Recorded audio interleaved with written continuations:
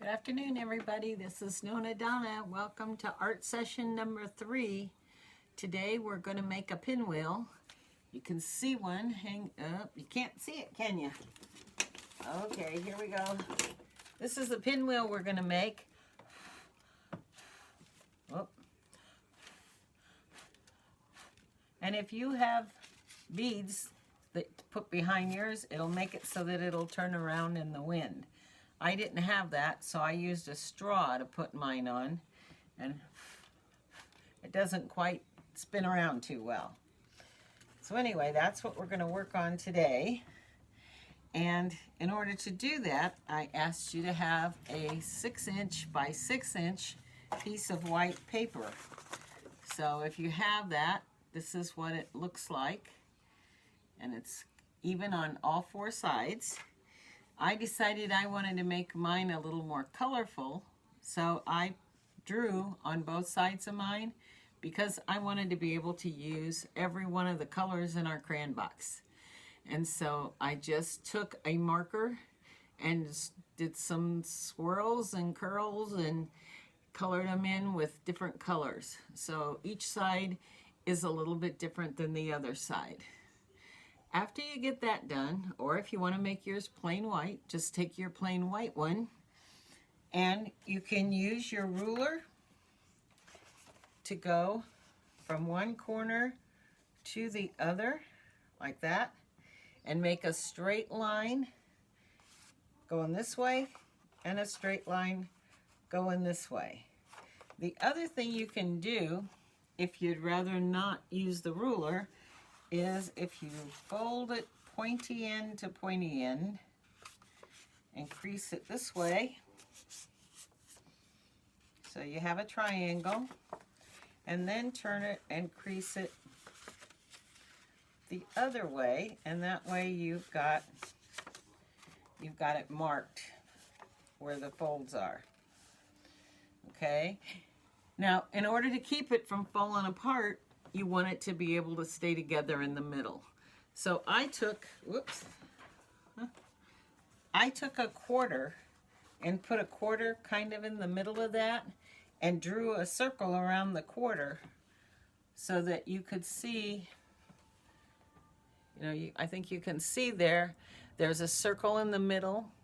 And what we're going to do is we're going to cut along each of these lines, all 4 lines, but we're only going to cut to the edge of the quarter so that we leave a whole bunch left in the middle there.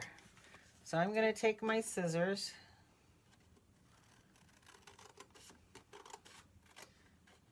I'm going to cut just to that outside line, because if we cut all the way into the middle, we would cut everything into 4 pieces, and that wouldn't hold together. So take your time so that you only cut to the outside of your circle.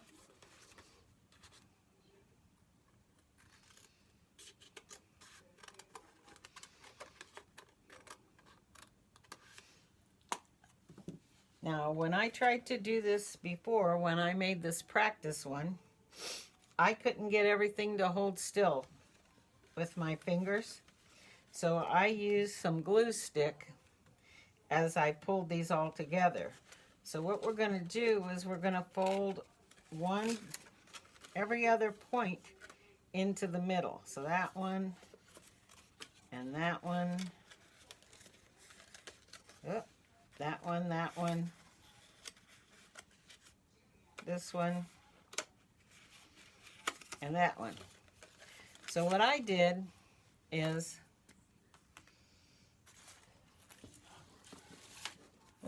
I took a glue stick and I put some glue right in the middle of that circle, and then I brought my first point over and put it down,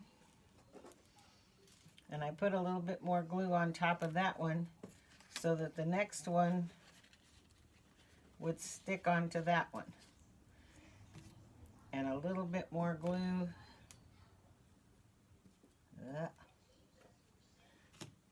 So this one would stick to this one. This is different paper than the regular typing paper. that I used before. And because I'm trying to do it up in the air, it wasn't sticking very good. So I've got it down on flat on the table now.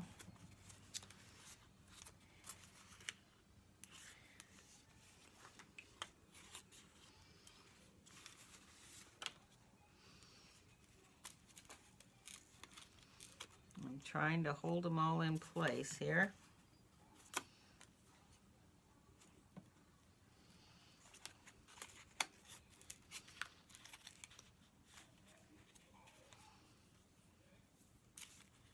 Just about have them.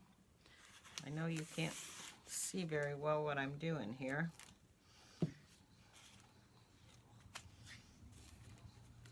But I now have all of the points together in the middle. Can you see that? And then you're going to have to take your push pin or a thumbtack. This is my green push pin, and you push that. That one's broken. That won't work because the end is all curled on it. Now to get into this box. Okay, let's try. Does the pink one have a straight edge? Yeah, the pink one has a straight end. So I'm going to put it here. Your mom might have to help you with this because it's a little bit tough to get through all the layers of the fabric or the paper. And then you just put your push pin into the middle of it, and then you have your toy.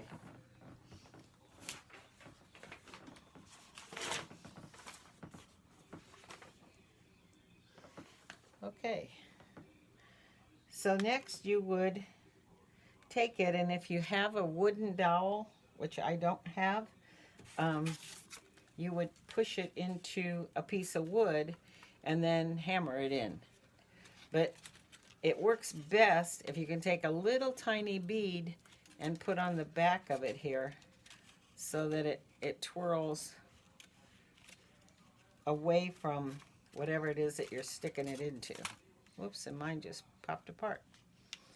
Okay, so the best thing to do then is to just let it sit and dry with the glue on it. Or if you have something you can push it into, like a straw, you can very carefully put it into the straw, and that'll hold it in place until it dries. And then once it's dry, then you can put it into a wooden dowel, which is just a round piece of wood. So that's a 6-inch one. That's the one that we made, and you can see how pretty it is if you color it compared to this one that was mostly just white paper. So that kind of makes both of those. The other thing that's kind of interesting about this is I made some smaller size pieces of paper too, and you could do the same thing with those. So any square you can make a pinwheel out of, just by following those simple directions.